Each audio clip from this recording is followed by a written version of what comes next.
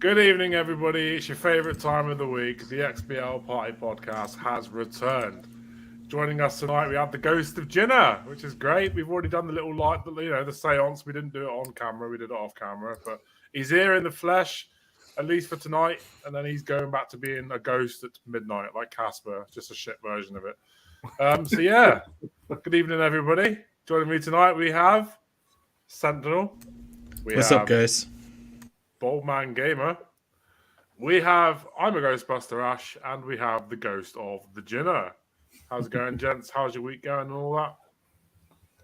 Fantastic. Don't all speak at once. Good. Very good. Not dead. I'm So always good. dead, man. Tired, but I've got more energy today though. How's death treating you, Ginna? Are you enjoying it? I mean, You get some much needed R&R and stuff. you get less looks going in the women's changing rooms when you're invisible. So always a plus. Does Jesus still wear a dress and sandals on the other side? He does. It's a timeless look. I mean, if he wore anything different, would you recognize him? Yeah, if he was like wearing like jeans and a t-shirt, I just thought he'd be a hippie. Yeah, he tried curling his hair. It didn't work out because he kept getting mistaken for Jack Black in Nacho Libre. Yeah. Does he still wear them thorns around his head? That fashion statement he was making. Yeah, but they've been bejazzled. He's rocking chrome there. Still pissing into water and claiming it's wine because he's got a tangy taste. Drink this, lads. I'm not saying as his popularity across the globe has grown, he's changed. But yeah, the phone's a chrome now. He's, he doesn't walk on water; he walks on crystal. Puts a plank just underwater. Look, lads, I'm walking across water. Do you know who I am? So, what have you guys been playing this week? Anything exciting? BMG, you go first. Let me guess. Marvel and Destiny. Yeah. I'm big on Marvel, Snap, the XBN and Game Awards get Mobile Game of the Year because it's just so awesome. So yeah, I'm still right on that, playing every day. But I've kind of not really leveled up as much lately. I think I'm only 1,478. So, I need to work on that, get that higher. And yes, I am back on the Destiny train, clicking heads, ripping them to shreds, Superman punching all these Cabal and Fallen and Hive and the Scorn whipping ass, because Lightfall's now dropped. So I've finished all the other DLCs that came out, just started Lightfall. It's just fun. It's just really good fun. I'm just right back into it. But I jumped on before, or tried jumping on before, and the servers were down because they were doing some maintenance. So I thought, I really do need to start Jedi Fallen Order, ready for Survivor dropping in April. 28th of April, I think it dropped. So I've got that on the PS5, the PS5 version. So I jumped into that, and I must have been high, drunk, whatever, because I don't even remember half the stuff, and I've only just started the game. Like, I don't remember the woman with the eyeballs popping out of her head. Where the fuck did that come from? But yeah, good. Well, other than that, yeah, that's about it for me, really. Not just a couple of games. I've been working long hours last few days, so it's just a bit of gaming here and there. Nice. Well, that's about it for me. Oh, and I have downloaded. I haven't played yet. Because it's out today on Game Pass, Civilization 6. Love it on PC. Oh yeah, I saw that. Yeah. BMG, you're slipping, man. You did not even do your Marvel Snap pitch. No, well, they refused to. Yeah, they refused to give me my hat and T-shirt, and they took my signed copy of Nick Fury off me. And I complained to them about it, and they just keep saying, "Oh no, we've had a look, everything's okay. How do you rate us?" And I'm like, no. Wow. Give me my signed Nick Fury card back, you son of a bitches. Right. Ash, what have you been playing this week? Anything exciting? What have I been playing? I've been playing some of that. What's it called? Kart Rider Drift. Quite enjoying that. In little sort of bite-sized chunks. It's very sort of mobile phone gamey where you've got to log in every day and do dailies and stuff. So I basically just log in, do my dailies, and jog off, and I'll play it the next day over and over again. I was playing Zombie Derby last night, where you just basically it's like a side-scrolling like low poly game where you're just running over zombies. That's quite fun for half an hour. Sounds like Carmageddon. Pardon? Sounds like Carmageddon. Yeah, but imagine one way it's basically just trying to get to the end of each level, basically. Okay. I played some of that DC Justice League Cosmic Chaos. That's really fun. There's a giveaway for that on Twitter. Yes, we gave it out earlier today. Oh, nice. We will be having another giveaway tomorrow for Game of the Year 2023 Peppa Pig World Adventures or something it's called. So the giveaway goes live 10 a.m. tomorrow, I believe. So keep an eye out on the Twitter to jump in on that. I'm literally downloading it right now. I might even do a live stream of it tomorrow if you're all that lucky. Not sure yet. I haven't decided what my evening's going to be like on a Friday night, but Peppa Pig World Adventures sounds awesome. I'm a bit sad. How's that game not banned? What, Peppa Pig? Yeah, because like not being horrible or anything, but the dad pig just wears a t-shirt showing off his genitals and all that to all the kids, and wears shoes. And how the hell does he get away with it? 7 minutes 9.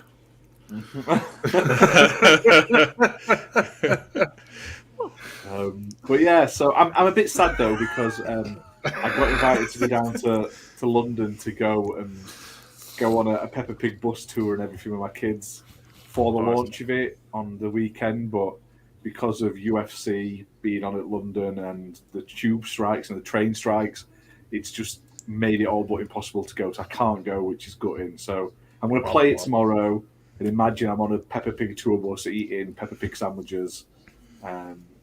It's the closest I'm going to get, unfortunately. So, but in that, what else have I been playing, really? Playing Peppa Pig and eating her in a sandwich. That's it, yeah. Peppa Pig eating a ham sandwich, just like, which she doesn't know. The Peppa Pig jigsaw puzzle comes with sausages and belly pork. And that's it, yeah. Can't think of what else what I've really been playing. I've played a few things this week, but can I hell remember them? You've put out like 20. You put out like 20 videos this week. It's crazy. No wonder why you can't remember which games you played. He put out like 20 review videos, and I'm like, do you even have any time to sleep? This is crazy. I'm just a machine, mate. Because like the rest of them let me down, so I've just got to sort of like pick up all the slack.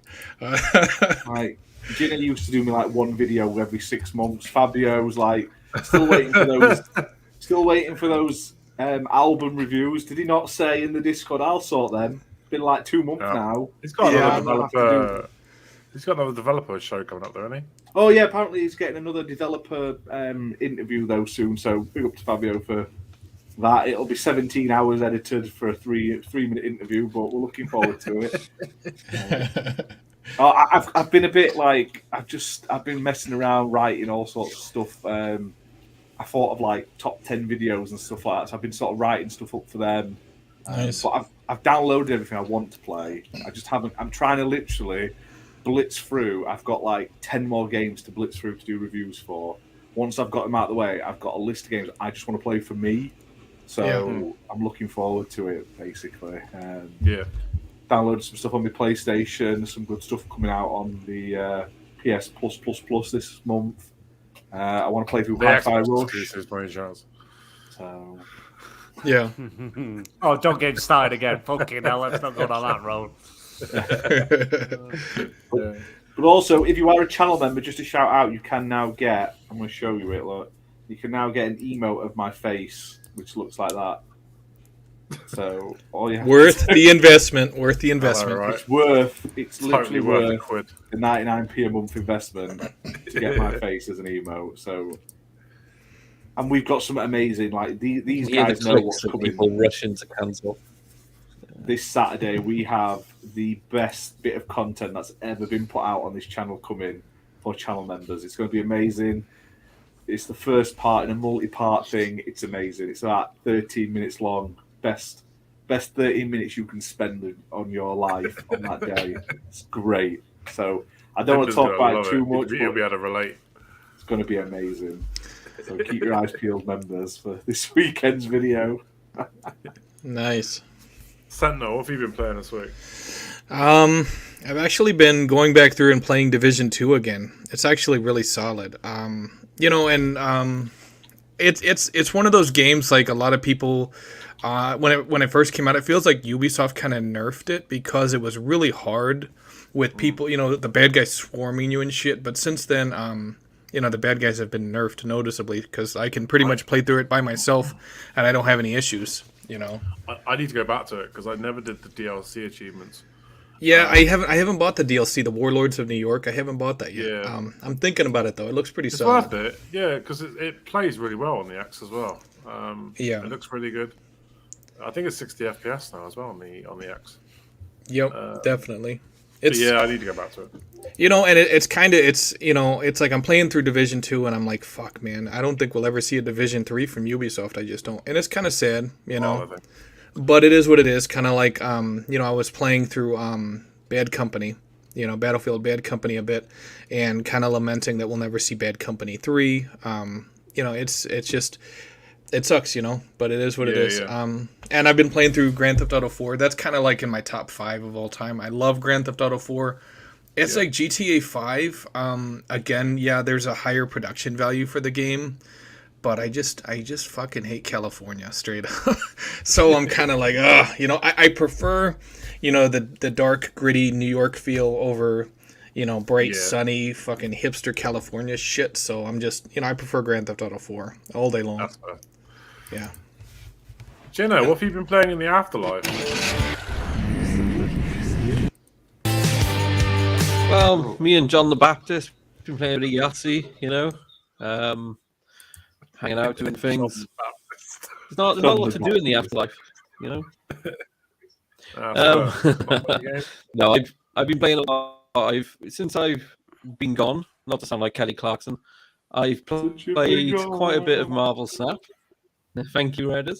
But yeah, BMG's got me to try a bit of Marvel Snap. It's actually What do you think? Quite a good little game. There's more strategy to it than I thought there would be. It's not bad. Not bad. There you go. I played some of those PlayStation bangers, such as God of War, and what have I played? Demon Souls, Horizon Zero Dawn, which is actually really good considering the shit it gets on that. It's controversial take. It's better than God of War so far. And no.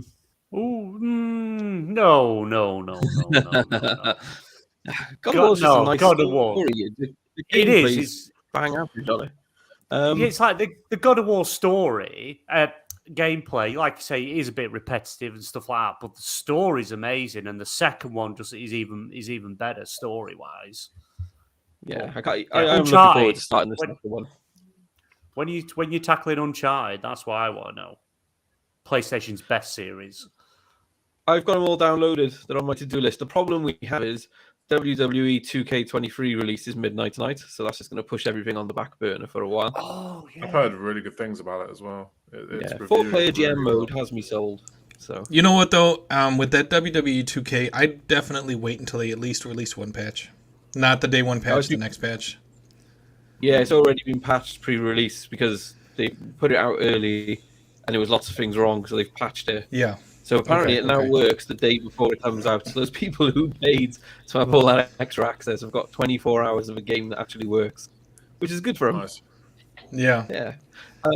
Xbox side, I've been playing Atomic Heart, still playing Hi-Fi Rush, and what have I been playing? The Switch and Blade, is it called? That game that's like a little army builder meets Tetris.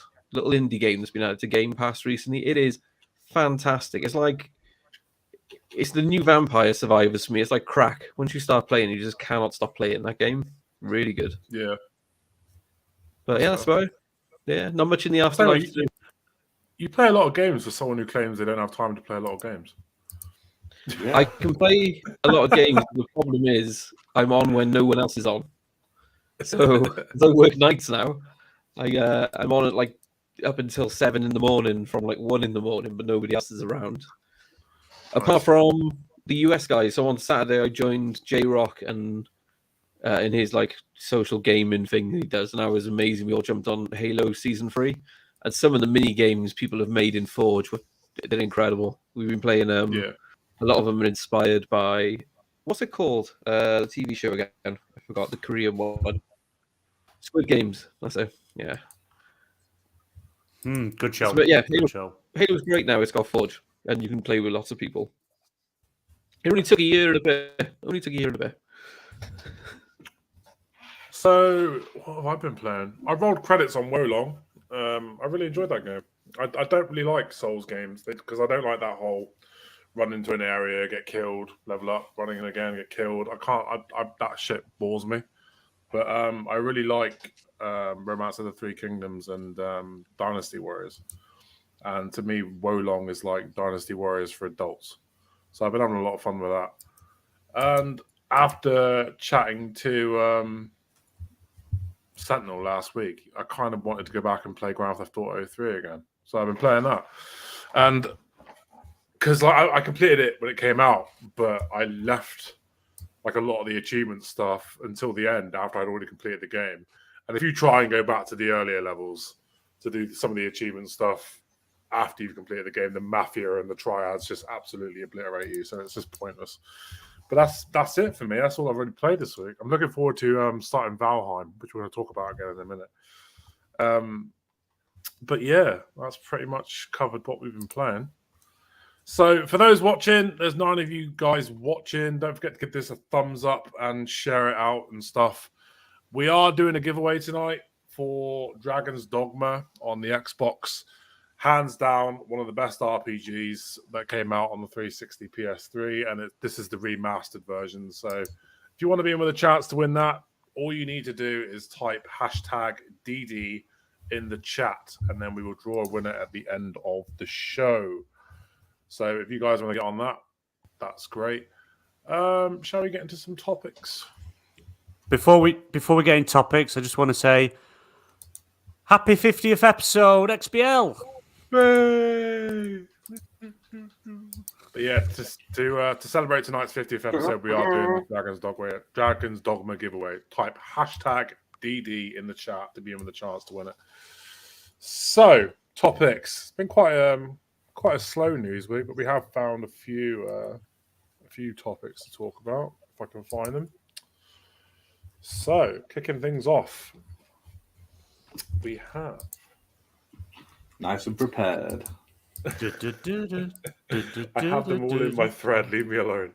So yeah, Xbox has been quite busy this week. Phil Spencer has announced the signing of 2 more 10-year deal contracts that's been given out to, I can't remember the name of the first one. Ubi-Tusk, yeah. I think a cloud-based company. And there's another one called, I can't remember the name of the other one. Boosteroid Main. So yeah, they've signed 2 more 10-year deals with these streaming services to bring, Activision Blizzard games and Xbox games to these services. I'll tell you what, man, I bet Google is wishing they stuck around a bit longer with the Stadia. I think they could have done quite well out of all this.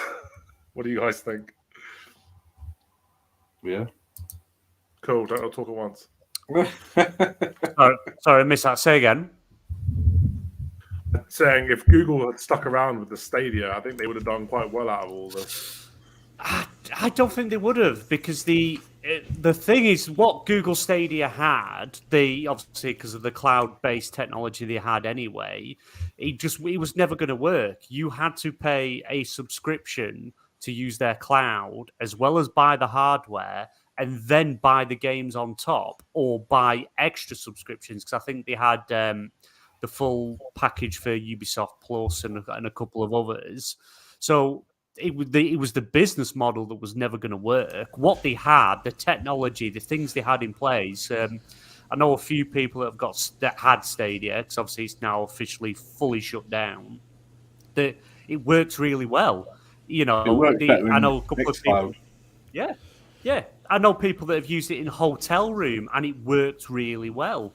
It was just the model of it. The model was never going to work. If you paid, so even if it was a bit more for the subscription, you bought the hardware, a subscription was costing you $16.99 a month, but you got a big catalogue of games as well as some exclusives to play. They would have stood more of a chance. But the fact that they just decided, no, you pay us to use cloud, buy our hardware, but then buy your games in full. I think the writing was kind of on the wall before it even launched. They did change that, though. Like I say, you could play it for free, and there were free-to-play games on there, Destiny 2 being one of them, I believe. But you have to have the hardware. You didn't even have to have the hardware after a while. It was just that was the sort of requirement at launch. But later on, like I said, you either bought the games or you could subscribe, and the subscription gave you about 20 games a month, 25 games a month. Well, the problem with Stadia is they went in and they thought, they had all the backing of Google, essentially billions of dollars. And they basically went in kind of how WB went in whenever they were making the DC movies, and they looked at what Marvel had built. And it took Marvel so many years to build, but they said, we want to go in day one and make that kind of money. And it's like, you can't. Same thing with the Google Stadia. It's like you have all these companies they're competing against. Nintendo and PlayStation and Xbox. These aren't companies that came about last year or the year before. They've been around for like a decade or more. So it took them time to build up their following, to build up their reputation, to build up all these franchises that they have. And you have Google coming in thinking they can do it overnight. And it's like their subscription plan was shit, But I think if they would have had more of a following, they would have lasted a lot longer. You look at The Quarry and you look at High on Life. Both of those games were supposed to be Stadia exclusives. But of course, when they fell apart, it kind of... everything pretty much went to whoever's going to grab it, which, of course, High on Life went to Xbox, and, of course, The Quarry, I believe, was multi-platform. But, the Call of Duty thing could have breathed more life into that, but it's just that they didn't lay the necessary groundwork, so they could have still gotten the Call of Duty thing and gone away.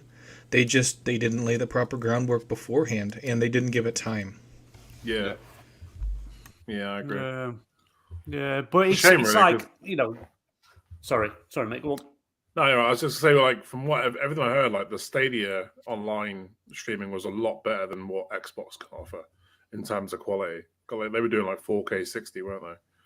But Xbox, the Xbox was behind in that respect. So it's you had to weird, pay for the 4K though 60.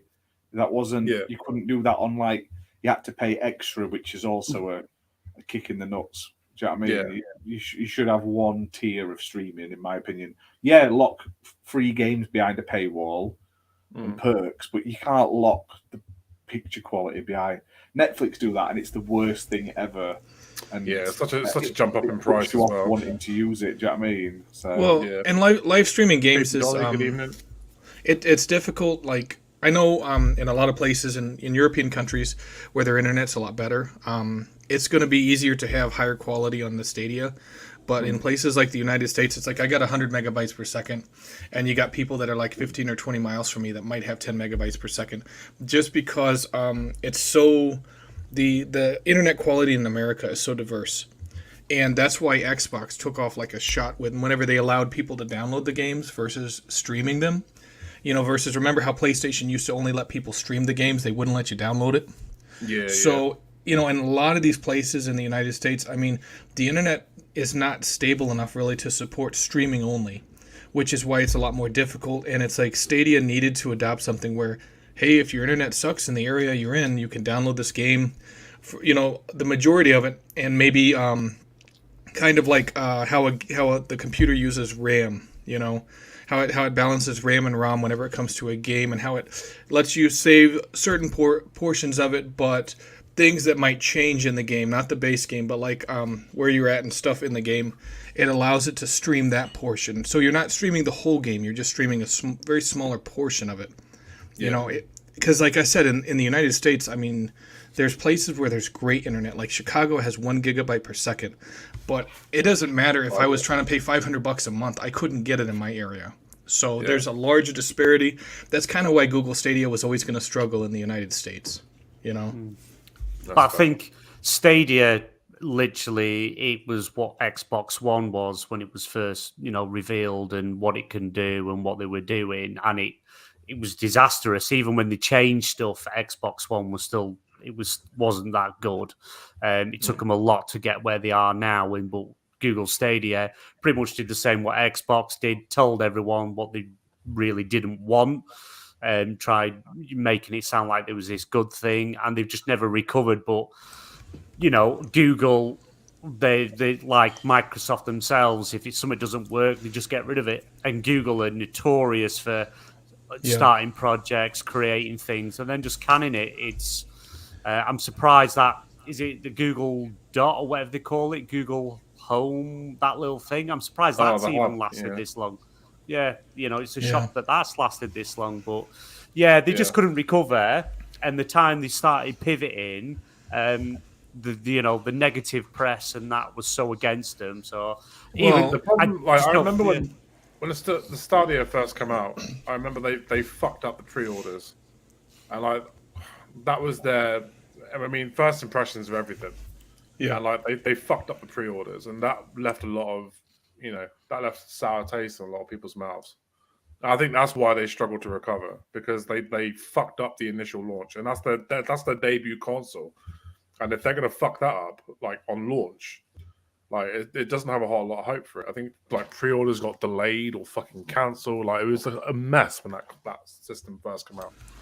Yeah, that's exactly right. In the gaming industry, we've seen look at all the mistakes that these huge gaming companies have made throughout the years. You look at PlayStation 3. Right from the start, they announced a pricier console. It pissed people off from the start. It took PlayStation the entire generation to catch up. That console was expensive as well. It was. With the video, wasn't it? Yeah, and they dropped the ball at the start, and it took them the entire generation to catch up to the 360.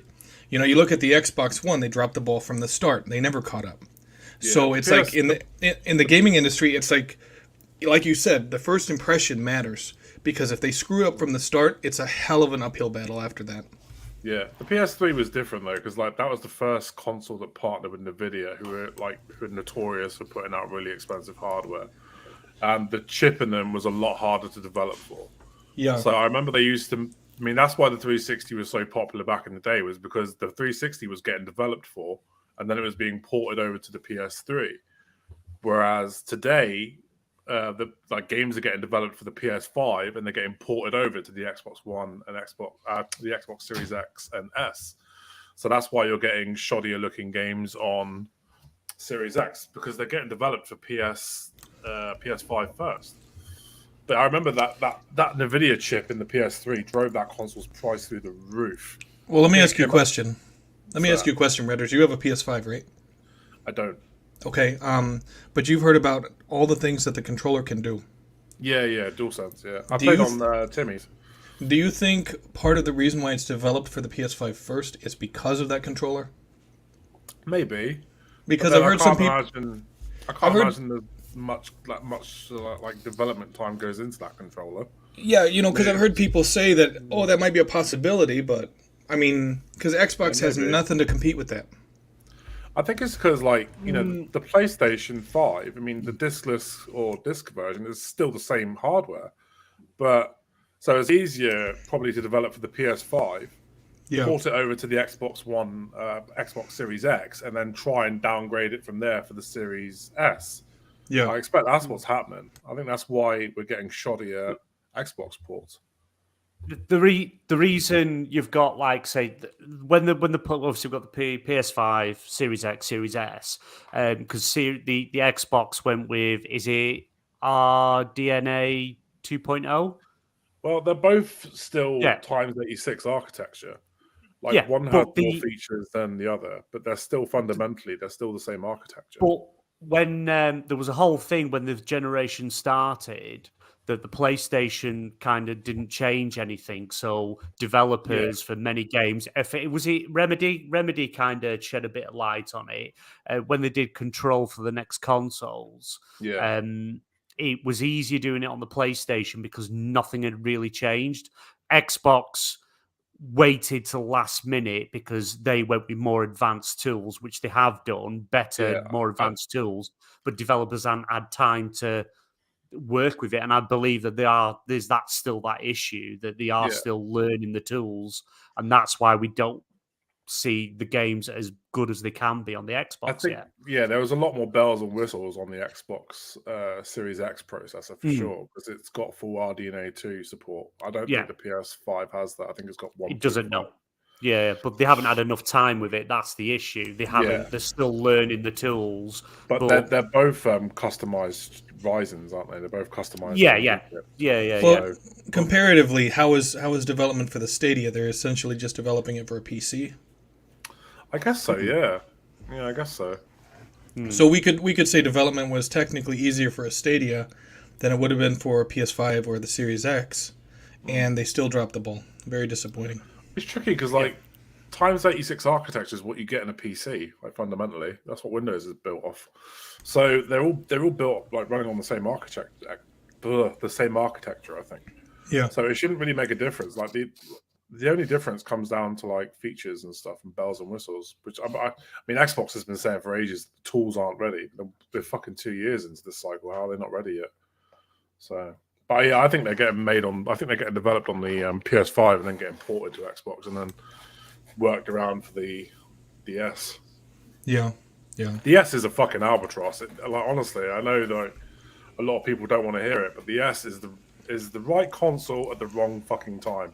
If that little box, if Xbox was in a position where every game they put out was available on the cloud to stream, the S would be fucking perfect. But because you're still limited to whatever you can download and play, from the console itself, it's always going to struggle. If it could just stream that game from the data centers, wouldn't have an issue.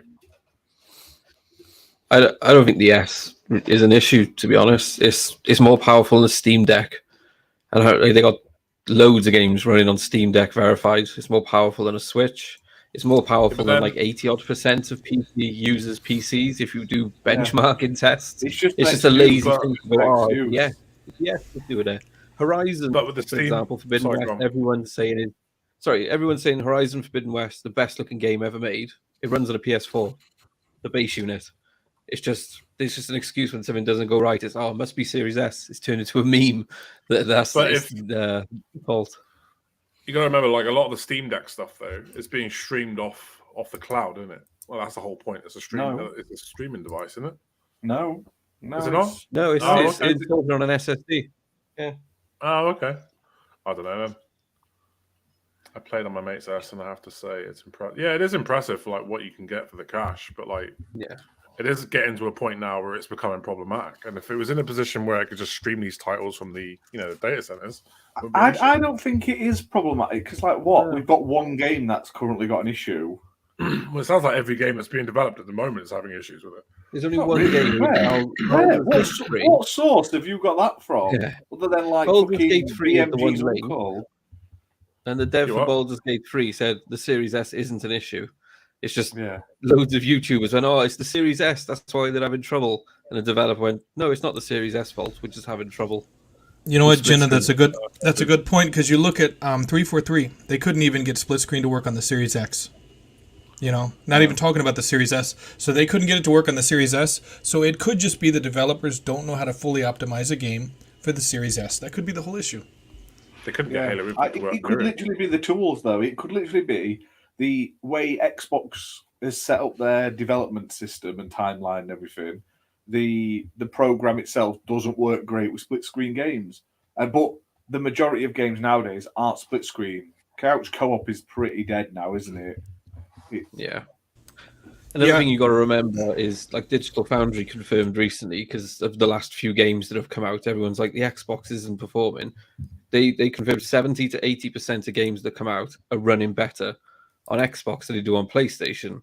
It's just we all live on Twitter, which is full of more PlayStation fans, and as soon as one game runs better on PlayStation, they shared it everywhere. And it's the same narrative. Where's the tools? I thought this was 12 teraflops and thing, and then they get patched a week or two later and they run better, but nobody's talking about that game anymore. They're on to the next game and the next game. And there's all these people though they don't even have the consoles, so they don't even know.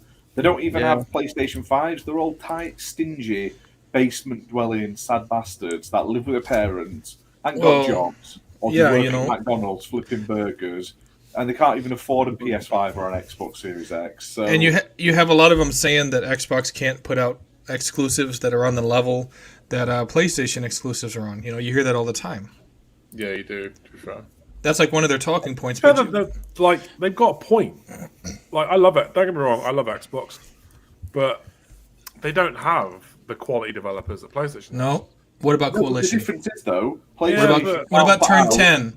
What about Playground Games? All they're doing is Gears. I want to see them do something different. Agreed. Sony can't put out a game that's to the Xbox standards. Sony can't put out a multiplayer game to Xbox standards. Yeah. Xbox just doesn't have the sad dad third person thing down yet. We'll get there. We've got Age of Empires. Age of Empires or anything new Age of Empires. Let me ask you guys a hypothetical question. Let's say the Coalition was given the ability to develop with a AAA budget, let's say $200 million, a Punisher game. Do you think it would sell more copies than Wolverine? No. I don't think it would? Can make one game, one type of game. I don't think it's not even that good. No, the Punisher. I don't think it would sell as many copies as Wolverine, but I think more people will play it than Wolverine because it's on Game Pass, right? Okay, yeah. Okay.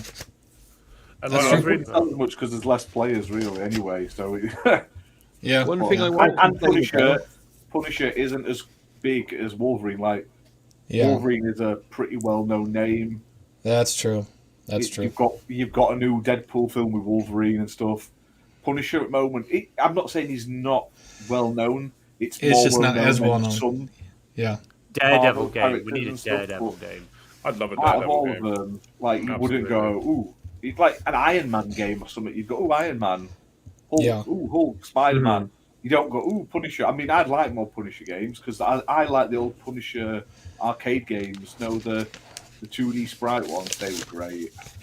Could you imagine if they put out a fucking Daredevil with Assassin's Creed? But it'd be pointless because unless it's pitch black and it looks like echolocation, it's not like a proper Daredevil game. He's blind, he can't see. Yeah, so you can't see anything around you. That's right. But as long as it wasn't like first person aspects, it wouldn't make a shit difference because you're playing third person. I think Xbox will get Marvel and DC licensed games the year before the movies stop. So by the time the games come out, they're not relevant anymore because their marketing team is yeah, that's They'll true. line them up as they're on as they're on the ventilator with the oxygen mask on. They're like, I think we should do a Marvel game now. One thing I wanted to say about the blue side BMG, one side because their first party games are very good, but one thing they can't do is decide which button should do which in their first party game. So you play an Xbox game from an Xbox studio, A is jump, and X is normally to interact with stuff, and B is to melee. You pick up a PlayStation game from different studios, it is fucking a lottery as to what button is going to do what thing. It's not a lottery. That's right. It's just Xbox. No wonder PlayStation players only play one game at a time. Because if you try play two or three, you're doing the wrong thing. You are. I completely agree with that. Yeah, it should be more streamlined where pretty much like Xbox, it's sort of the same layout. But yeah, if you play more than one first party game, every button's different. Everything does something different, and it's a pain in the ass. The only thing that seems to be consistent is the touchpad is like the map for everything. Yeah. That's it. I accidentally hit that on God of War and a map would pop up in my face. Have you done Ghost of Tsushima yet? Have you played that yet? It's on my... I got it downloaded. Extra. Yeah, I got it downloaded. I haven't started it yet. It's such a good game. Don't give a shit, is what you're saying. No, it's probably one of the best games that I've seen lately come out of Sony is Ghost of Tsushima. So good. Yes, it's exactly how Ubisoft should have made their Assassin's Creed games. Exactly, yeah. Yeah, it's perfect. And you don't get this hand-holding where they're guiding you to every little thing. You have to you got to look at the map and you got to follow the way the wind is going. that leads you to your objective. It's good how it sounds weird, but it's good how they do it. You know what? It's like even on a PS4 Slim, Ghost of Tsushima still looked amazing. It was phenomenal. You know, it was crazy. I was like, Jesus, this is a PS4 game. It looks next gen already because it's so beautiful. You know, every aspect of it. Back to a Series S can't be the problem because that is infinitely more powerful than a PS4. But they can put stuff like that out. Yeah, no, I just think Microsoft demands same fucking quality, don't they, between Series S and Series X? Not really. Like the launch game Dirt, if you played that, the assets used in the 120 FPS mode on Series S were shocking. It looks like mud and Vaseline on your screen, but not mud like the game was meant to because you're playing a rally game. Honestly, if the Series S had access to every game available on the cloud, so every game that comes out is available immediately on the cloud, it wouldn't be an issue. It would be doing the same as the Series X, because the data centers are all Series X hardware, aren't they? Like all the server blades and shit. So it's basically just offloading that fucking hardware stress to the data centers, which is incredible. How as part of the CMA thing, Microsoft submitted that they don't use Azure for gaming. Right. Because they got a technicality, what they use is the blades, so they're not actually using servers. So they were worried about it being a monopoly because they control all the servers that could become a monopoly and data centers. Yeah. And they were, we don't actually use them because we put our own little blades in, so it's technically not Azure. Okay. Wow. Yay for technicalities! Yay! I love the technicality. It's the best. That's awesome.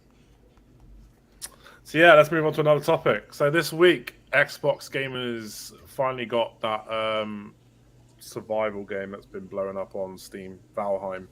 It's finally come to consoles. Have you guys played it yet? No, not at all. I've been meaning to. I wanted to play it on PC, but I never got around to it. So now that it's come to console and Xbox, I will be playing it at some point this week. I might even do a live stream of it on the channel. So make sure you stay tuned. I'm not sure what day yet though, but I will be playing it at some point. It looks really good. I love base builders and survivals and stuff, so it seems right up my street. You guys got any interest in playing it or no? Not really. I mean, especially with Resident Evil 4 remake coming out in a few days. Nice. Fair dues. I wouldn't mind giving it a try. Yeah, my brother just started playing Conan online again. He used to do it before, and he'd been just losing himself. And now I mentioned Valheim's coming, and he's quite excited to give that a try. So I might jump on because I think you can do. Is it 20-person parties on Valheim on Xbox? You can do so. It's like an MMO, but you can do 20 of you as one clan type thing. It might be worth. Imagine it'd be fun to stream on here for you guys, and maybe me and Sentinel because we're up at the same time. But yeah. It looks good. Anyway, might as well fucking bin that topic off. So, apparently, according to Brad Smith, which is Microsoft president, they're not currently in discussions with Sony for a Call of Duty deal. I'll tell you what, it's going to be fucking hilarious if by the end of all this ABK talk and after all the deals are signed with the shit that Sony's kicked up over this acquisition, if they're the only company that doesn't walk away with a deal. Because their deal at the moment lasts until 2024, doesn't it? So, theoretically, if Sony don't sign a deal and this merger goes through, there's nothing stopping Xbox from taking Call of Duty off PlayStation in 2024. They won't do it, though. They won't do it, but there's nothing to stop them doing it. Yeah. I don't think they will, because it'll really fucking shoot them in the foot for future mergers. Because they're not going to stop at ABK. They've already said they got more that they want to do in the future. So, they'll work something out, won't they? Because otherwise they try to do another one like this. And they're like, remember when you said you were going to make sure PlayStation had parity in 10 years? And it turns out you haven't. So, that's what PlayStation's next angle, isn't it? Apparently they're kicking up a fuss now because of Starfield being exclusive. Yeah, but it's like that was early in development whenever Bethesda was acquired by Xbox, by Microsoft. So it's like you can't. It's like comparing apples and oranges, because it's like Starfield was a one-off. You know, people can say, "Oh, there's going to be sequels," but you don't know that. It's a single player game right now. They're pushing the fact that the next Elder Scrolls game, is likely going to be an Xbox exclusive. Okay, and every game from this point on from Insomniac is going to be a PlayStation exclusive. Yeah, true. You know? This is true. Yeah, it's weird, man. It seems like PlayStation's in a really weird fucking mode at the moment. It just seems like it just screams desperation. You know, and the biggest problem, and I keep going back to this, is they need to fire. I know BMG. I'm sorry. I know he's your uncle, but they need to fire Jim Ryan. You know, in my opinion, PlayStation was a lot more competitive in a good way under Sean Layden, you know, and I just don't feel that's the same way with Jim Ryan, because it's kind of like if you hate seafood, you're probably not going to be a good manager of a seafood restaurant. He just doesn't give a shit about video gaming. You know, the picture with him holding a DualSense 5 or whatever, he's not even holding it properly as if he could be playing games. You know, he probably hasn't played any video games since Atari back in the 70s. So it's like, how is he going to manage a video game company? Didn't he also do a video where the fucking PlayStation was upside down? Yes. You remember when the PSX Mini got released? He had gone around prior to that and looked at these games that people like, you know, the retro games, like some of the earlier Gran Turismo games, and he said, who would pay this, or who would play this crap? It looks horrible. You know, so it shows he has no respect for older retro games, like a lot of us do. And it's like, someone like that, you don't need them leading a game company, because they ultimately don't give a shit about the past or the future. They only care about the money that's in the gamers' wallets. That's all they care about, you know? So it's like, you need someone in charge of PlayStation that says, hey, you know what? We have 12 IPs that we own that are sitting on a shelf that we could invest in that would make us hundreds of millions of dollars each if we did it right. So let's get to it. You know? That's what he needs to do. But why do you need? Why does it have to be a gamer to be the CEO? Whether you like Jim Ryan or not, you don't really he's a good businessman. Yeah, but he doesn't need to. He doesn't need to. Experience in that industry, like. Yeah. How can you go back to the PSX mini games? I don't know. I think he's doing really well. They probably go up every year. From a business point of view, look at what the PlayStation's done. Look where it is. Look how many consoles they've sold. Look at the games they make. He's a good businessman. He's a good businessman, but he's not good for a gaming company. If you look back at like PS4, Xbox 360 was, you know, it was competitive. 360 was fucking really popular back then, and then Xbox dropped the ball with the Xbox One when they decided to try and tell people what they wanted as opposed to listen to what they wanted.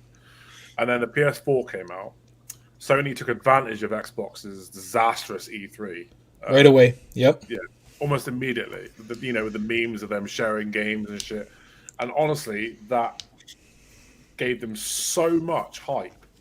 And then towards the end of the PS4, I mean, I've said this before on the show previously, but like, there was a period towards the end of the Xbox One and PS4 life cycle where Xbox went really fucking quiet and PlayStation got super complacent. Yeah. And Xbox saw what was coming. They decided to invest in Game Pass, and PlayStation just got really fucking complacent. And now fast forward into PS5, PlayStation is now focused on putting out fucking remakes of games that come out on the PS4.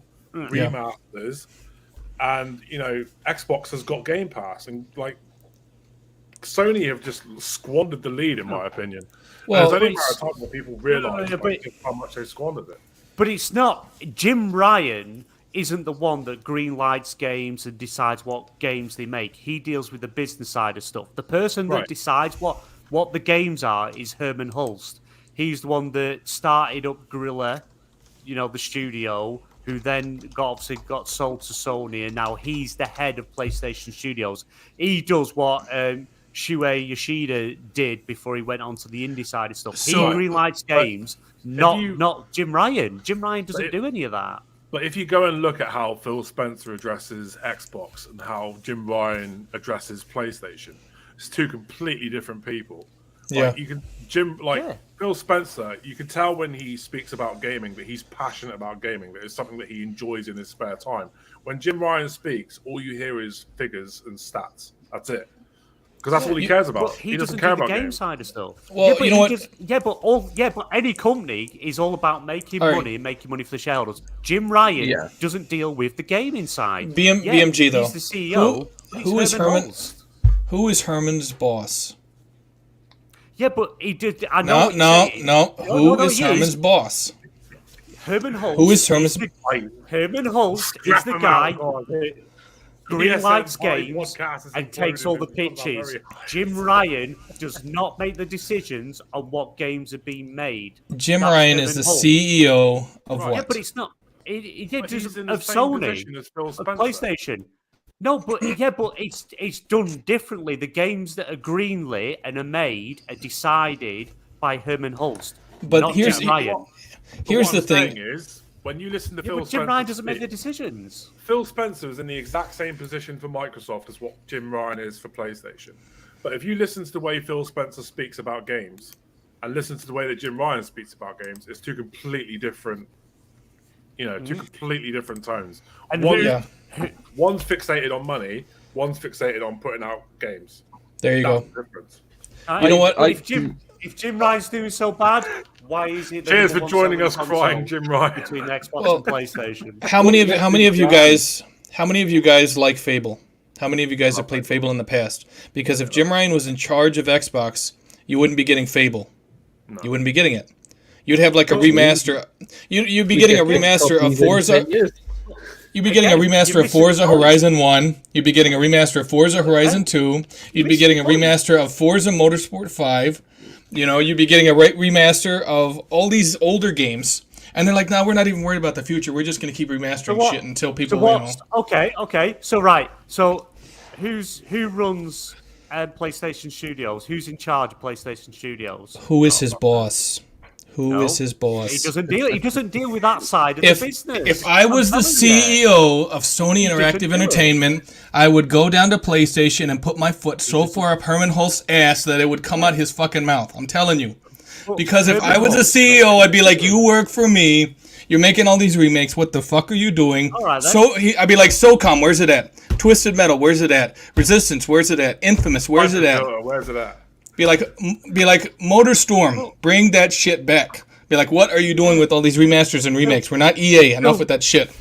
Phil Spencer. I mean, that's it. 6 Gears of War. Let's make 7 Halos. Let's make shitloads of racing games. Why are they not doing anything original or new? No, hey, you know what? I'll tell you why. Because Forza Motorsport is fucking king. Even today, it's like Grounded or Sea of Thieves last year. is king. Yeah, right. Fair enough. Yeah, that's fair enough. Hey, you're right about you're right about Gears of War. Making the games that make money. You're right about Gears of War. Selling more, they're making more. They're still #1 console. Xbox are just making the same game over again and again. How many? Again. And I know you're saying PlayStation are doing it, but PlayStation are selling a lot more than Xbox. Well, because they're basically riding on their success from last generation. And I'm one of the people that you'll see on Twitter. I'm like, yes.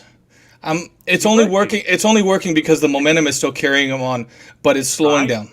It's slowing down. Yeah, but it's not. It's not slowing down. How is it slowing down? It is slowing down. Right? It is slowing down. How many people slagged off that they made a remake of Last of Us Part 1, and it was all based because of the TV show, and it sold millions upon millions upon millions of copies. There's nothing else. They had to use an external catalyst, which is a television show, to sell copies of the game. That's what they're going to do for Twisted Metal. Twisted Metal is in the works. And look, Twisted Metal TV show is in the works, and they're going to use that to sell the Twisted Metal reboot that's coming out. Now, I'm one of the first. Hang on a minute. Yeah. They made a TV show that was shit, and it didn't sell any more copies of the game. Xbox are trying to do the same thing, and it doesn't work. Well, that's because 343 couldn't. It's like 343 was fucking lost for like 2-3 years. They couldn't figure out what the fuck they were doing. They couldn't come out with split screen.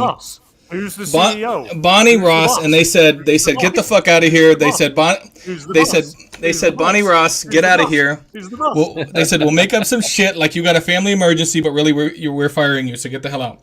And as far as Gears of War goes,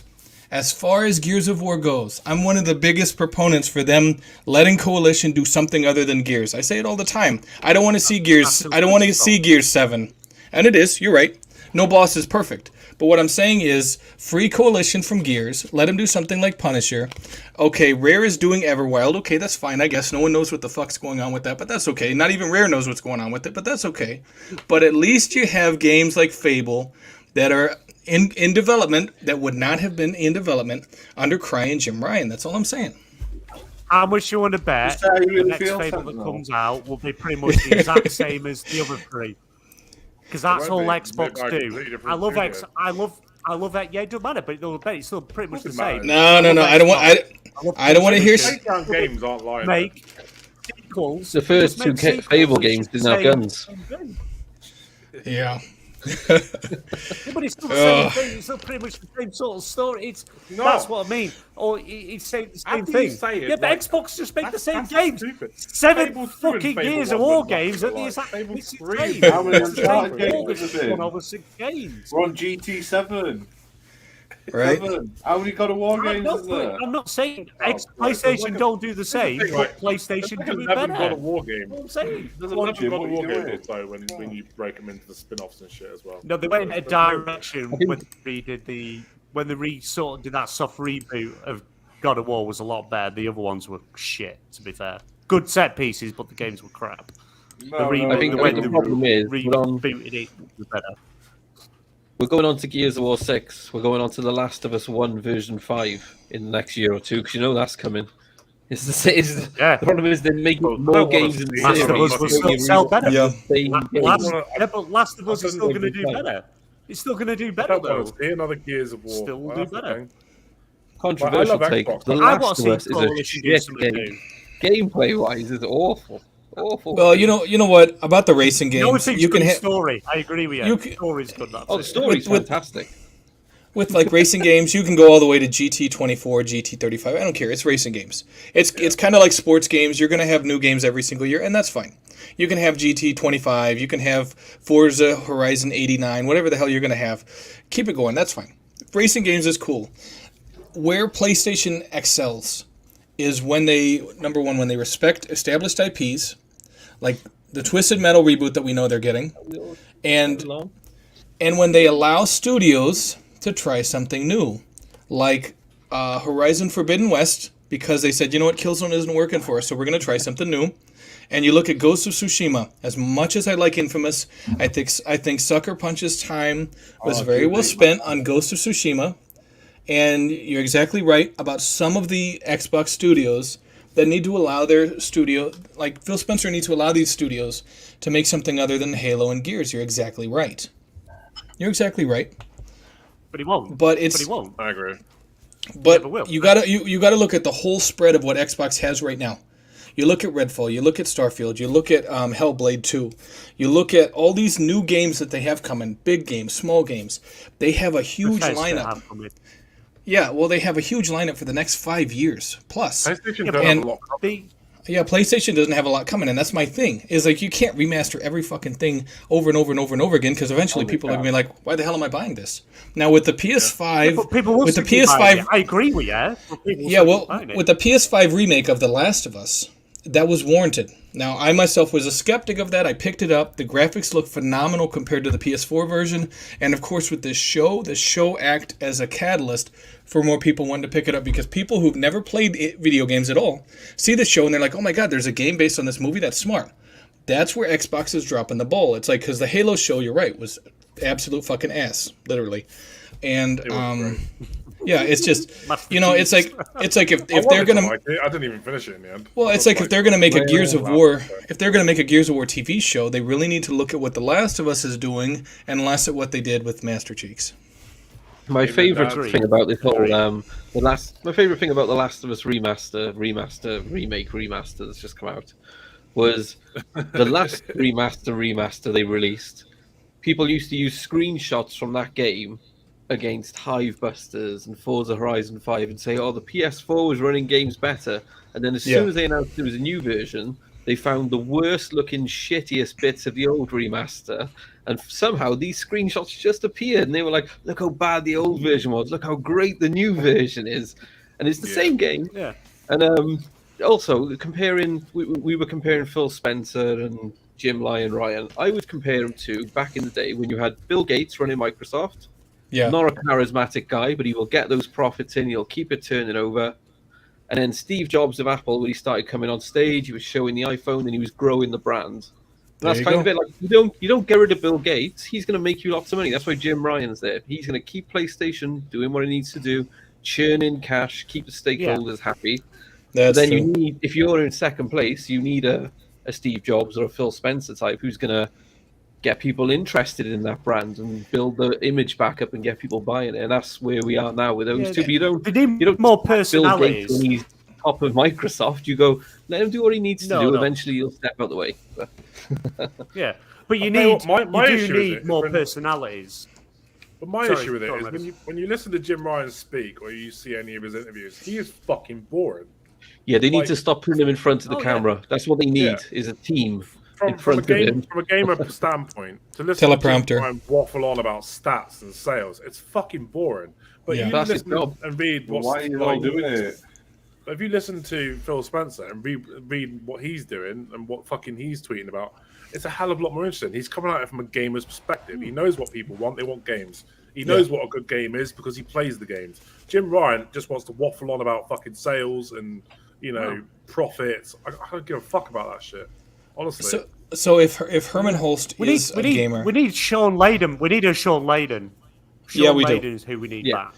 They need Sean Layden, and they need to stick Jim Ryan in a cubicle and say, stay away from cameras, don't open your mouth to shit, don't tweet anything, don't post anything, just do your job, and just stay over there. I agree. Someone needs to go to Jim Ryan and say, Jim... Sexual allegations, Jim, don't tell us what your cat did on the weekend, okay? Just stay out the way, Jim. No weekend. Oh, Jesus. Good evening, Zach. Well, PlayStation had some of the best personalities, the people on camera, and they did it really well. But then they changed everything, shifted everything, and they haven't got that personality that Xbox have. Xbox, their social media presence, their the personalities they've got of the company and things like that, absolutely brilliant. Better over PlayStation, hands down. But PlayStation have better marketing. They just someone needs to go. It doesn't. But PlayStation have the marketing. PlayStation has a Lana Pierce working at Studio Santa Monica, all the game console warrior boys dream girl, and she occasionally puts a tweet up saying, look, I'm helping write the script, and then she goes and does all of a podcast. If she works for you, you get her out there in your PlayStation t-shirt. When God of War is 6 months out from releasing, here's a behind the looks of the studio, and you get Alana there in front of the camera, and you get her speaking to the devs. They do it with Sarah Bond. They push her out on Xbox. She's a very talented woman, but also there's another reason they're sticking her in front of the camera, because her face is better than Phil. You got Alana Pierce there. Just put her out there. Like, you can say, we haven't got the personality. She's a huge personality in gaming. Get her out there. But PlayStation with the marketing side, look what they just did recently with all the big giant set pieces from the different games all over the world, where they did this whole big thing. They know how to sell. Xbox need to do something more like that. I can't even remember the last time they did anything like that. Was it the launch of the Series X where they did had like the fucking great big Halo Series X on top of buildings? Hologram, didn't they? I mean, at least they had some marketing during the Game Awards, but that's it, unfortunately. They need to sort it out more. They need to go to Jim Ryan and say, look, Jim, a spot's opened up in the cafeteria underneath Don Matrick. You're welcome to go down there and and Phil Harrison. Jesus. BMG, PlayStation. Don's going to show you how to flip burgers now, Jim. If Phil Harrison ever turns up, BMG, say again. Start buying physical. Oh, we're fucked. Yeah, we're screwed. We're screwed. If he kills one more product, that guy's like the Grim Reaper walking around. Yeah, but he keeps getting a job. If I fucked up as much as him, then no one would hire me. But he's like CEO of everything. Did they not go? He goes into a room and they go, "What did you do last? Oh, do you remember that dead Google stage? Yeah, it died, didn't it? Yeah, I did that. Remember when Xbox went all in on TV and it flopped? Yeah, I did that. Remember when PlayStation 3 was like £7,000? I did that. And I'm like, what the fuck? Get the fuck out. Yeah, we'll flip him It's there, like the Mr. games version of Mr. Bean, isn't he? Yeah. No, but Mr. Bean occasionally gets it right.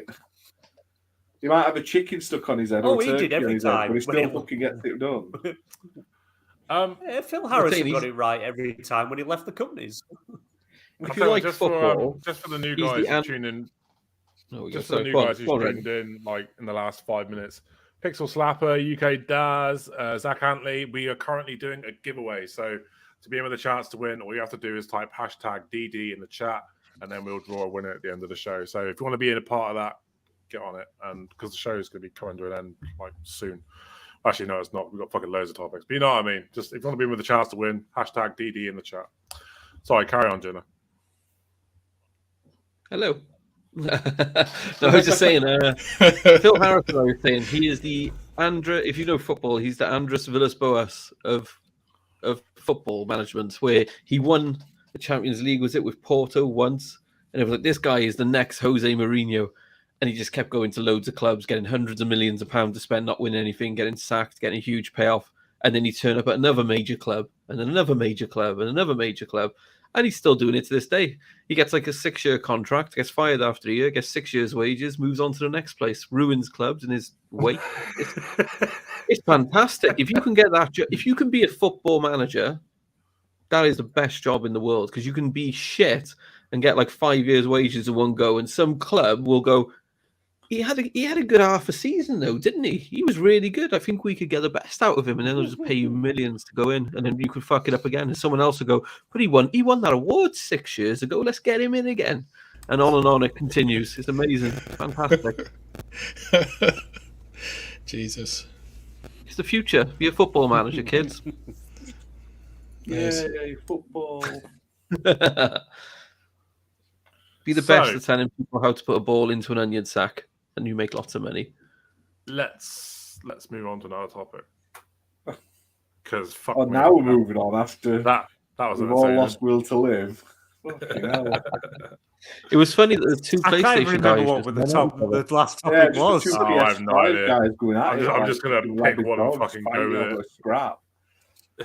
Wasn't the last topic I can't remember what we Valheim? were even talking about. It was fun, No, though. it wasn't. The last topic was actually it might have been Valheim. I can't remember. No, I can't remember. Fuck it. If it was Valheim, how the hell did we get to this? No, it wasn't. It was Phil's a Preston better player at Bradford. Valheim than Jim Ryan, according to Phil. Jim can't even gather wood. Hey, Ryan! It's Herman Hulse! Leave Jim alone! right. Anyway, moving on to another topic. So We don't want to. Xbox Game Pass farming and exploration game Lightyear Frontier has been delayed indefinitely. I was quite sad about this because I'm actually really looking forward to that game. Sort of game you'd be interested in, I think, Ash. It's what? Sort of game you'd be interested in. What? Lightyear Frontier. Thanks for taking part, mate. Is that the farming game? The robots? Yeah, I wasn't even paying attention, I guess. No, I literally wasn't. I apologise. Glad It's you're all in, mate. good. I got broken. Yeah, like you Right. can see, it looks all Xbox right. Game Pass farming and exploration game Lightyear Frontier has been delayed indefinitely. Disappointing, isn't it? It is, because I was really looking forward to that. It looked really good. It does. I love those little sort of like farming survival games. I've never They look great. BMG doesn't like show it was really good. with a bow. Yeah. Not enough quick time events for BMG. Not enough third person bed.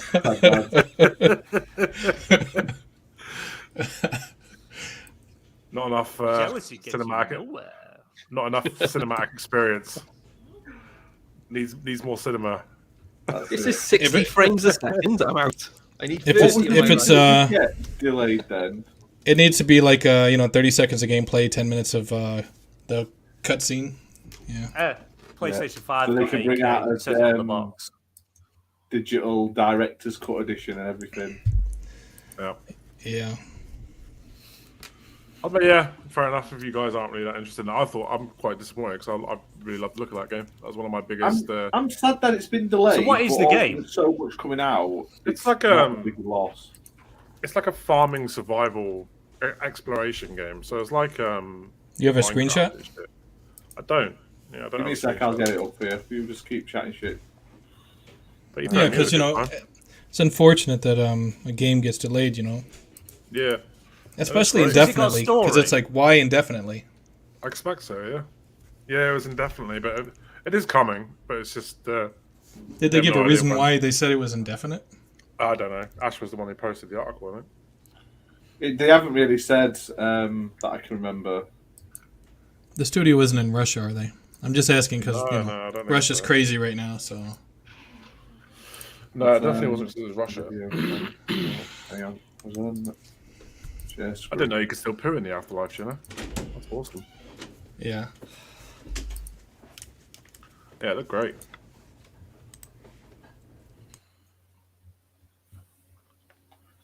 Yeah, it did look good. It's one of those games that I play because it was on Game Pass. I don't go out of my way to buy it. So, but there's so much been announced already. They've announced more stuff this month for Game Pass. So, Oh shit, yeah, there's so much coming. we've got plenty. It is disappointing, but It just looked fun though. It just looked like fucking mindless fun, which is what I need sometimes. I don't like sometimes I just want to play a game where I can just switch off and just enjoy it. And I find that farming games and exploration games are games I could do that with. Like they don't require a whole lot of thought. But this looked fucking great. we've been hard at work building the beautiful world of Lightyear Frontier, but we've made the difficult decision to delay the early access launch. Yeah. We can't commit to a launch window right now. We'll communicate a new one as soon as we can. I mean, this just looks great. It just looks like a great little game. it's basically a combination of No Man's Sky and Slime Rancher is what it looks like, Yeah. and that's cool. That's an interesting. It's an interesting look for a game. Fimbus Sadi says he loves Lightyear Frontier. Yeah, it just looks like a lot of fun. Oh. So I'm quite disappointed that's been delayed. Apparently, Ginna's had a power cut. Sheep have got into the wires. So it's coming out for both the Xbox Series X and S and the Xbox One, but the Xbox Series S is the one holding it back. That's it, yeah. Yeah, pay no attention to the Xbox One version. That's it. But yeah, that's been delayed, which is a bit sad. Damn, I guess Jenna's ghost passed on, I guess. He's got another 2 hours before he has to go back to ghost form. It's like Casper. Right. He gets until midnight, and then he's back to being a ghost. There's loads of other shit that got announced this week, isn't there? That's coming to Game Pass. I can't remember what it is though. Did we talk about it on Discord? I don't know. Did we? You're the host. So organised. Yeah, Civ 6 has dropped today. There was Civ one 6 looks awesome. It's good. It's good. I've played all the Civilization games on PC, but because my PC is literally a potato held together by dust now. I've got Civ 6 for the console, and it's just one of them. You could literally spend hours and hours on like one match, really, depending how you play it. It's just if you like them type of games where you've got you've got your territory, build out, trade with other civilizations. You can go to war with them. Eventually, you build like the United Nations, so you could build nuclear weapons secretly, and everyone's like voting to disarm them, but you can go against it, risk war with other people, don't allow people into your borders and things like that. It's just one of them games where you could just sit hours upon hours, mass up your army, don't let anyone in your borders, and then you've got them like knocking on your door saying, we want to trade with you, It's like, nah, piss off. We don't want your spies. Like, or piss off, Gandhi. I don't want your shit. Gandhi's the worst, believe it or not. Gandhi's one of the worst in the game. There's a bug in the game, and they didn't fix it because I think they just thought it was funny. Gandhi can talk to you 1 minute. It's like, oh, I want peace. I want to trade with you.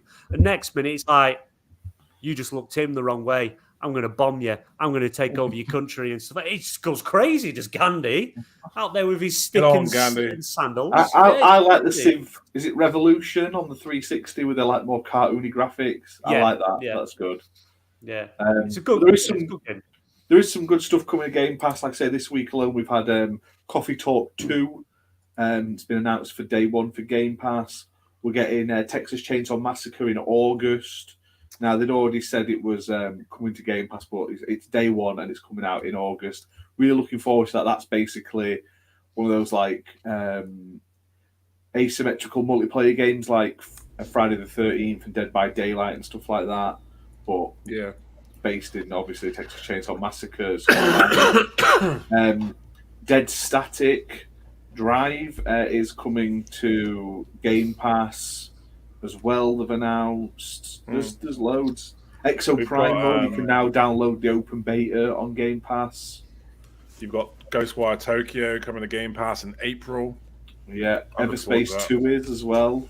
Minecraft Legends in April. Case of Benedict Fox in April. And Homestead Arcana in April as well. April is already started. That's like apparently 2 big games there, plus Ghostwire Tokyo. Apparently the deluxe edition of Sea of Thieves is coming to Game Pass. I thought Sea of Thieves was already in Game Pass, but apparently this is the deluxe edition where you can get like 1,000 coins. Yeah, so basically it's worded terribly. They're doing, because it's like the 9th anniversary summit, they're doing a deluxe edition. And the deluxe edition includes all the current released content. That's what the big thing is. It's like, well, that's free anyway. Everyone gets that. No matter what version of Sea of Thieves you get, you're going to get that. But it comes with some cosmetic items and some cash for free. So if you've got Game Pass and you log in, you will get a handful of coins and some cosmetic items. So it's worth checking out. Nice. There's also Sea of Stars, which has now been confirmed to come to Xbox Game Pass. There was something else as well, wasn't there? There's loads. Yeah, they're really bringing it this month, which is Don't great. forget as well, Anno 1800 is going free to play when it launches on Xbox as well. Oh, Anno. Yeah, Anno? for the first week it's free to play on Xbox. So Yeah, good game as well. Very good game. what we got this weekend, we've also got Session Skate Sim, Autonauts, and Anno as part of the free play days over the weekend. Session Nice. Skate, I'd like to try. I've not played that yet. And Autonauts was it Games with Gold a month or so ago? It was recently out anyway. So I'm just trying to check. Diablo 4 beta's out. Yeah, I'll tell you, that actually brings us nicely into another topic. So Blizzard currently has no plans to add Diablo 4, to Xbox Game Pass. Do you think this is a fucking regulator thing? Do you think they're waiting until, Well, my opinion is, why would they pay them to do something they can do for free once they buy them? Yeah, that's true. Like, I think they expected it to have gone through sooner rather than later. So I assume as soon as it closes, we'll get it anyway. So like, maybe there's still a chance it could close before Diablo comes out. Do you know what I mean? I doubt it. It's Everything's very kicking off in unlikely. April. Like, they don't really need the FTC to get this through. It's basically just EU and CMA in it. So, and all that's meant to be coming to a head in April. So we should start. I mean, April's gonna be fucking interesting. I can't wait to see what gets divulged and shit on the internet. It's gonna be hilarious. Just watch people fucking tear chunks out of each other because of what's been said and stuff. So, but apparently, not only are we getting Ghostwire Tokyo, but we're getting the update. So, like new areas, new deeper combat, challenging game mode, like new game mode. Like, there's loads of cool shit coming with the Xbox version, which is nice. What else have we got to talk about? I'll tell you what, it's been a really slow news week this week. It's been pretty pants. Apparently, Atomic Heart 2 is already being planned for development. That'll keep Thimba happy. I know he loves the first one.